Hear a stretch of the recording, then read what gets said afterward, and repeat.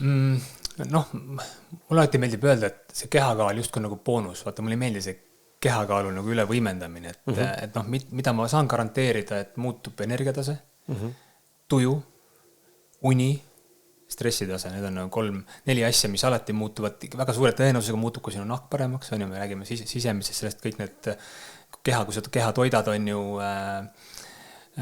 eriti naisterahvastel ka kõik lihasmassi säilimised on ju, mis on eriti probleemiks muutuvad juba vanemas eas perimenopausis ja menopausis on ju. Et noh, ja kehakaal tuleb sealt ka nagu suhteliselt korralikult alla, just kui sa seda insuliini hakkad korrigeerima. Kehakaal tuleb kaasa, sõltuvalt kummale poole sa keha seespool viid. Jah, et see kehakaal on, ma ütlen, et pole lihtsamat asja minu arust täna, kui kehakaalu langetada.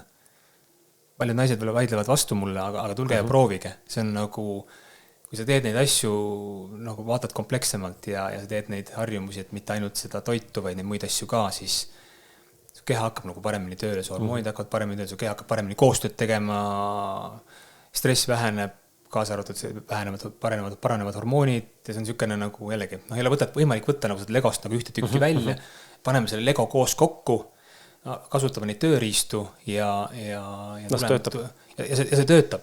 Okei, võib-olla sul on vajab natukene seal mõned nädalad aega, on ju, et noh, keha ei muutu ka üleöö naksti, on ju, vaid pigem vajab natuke aega, aga see muutus tuleb, tee oma asjad ära ja tuleb.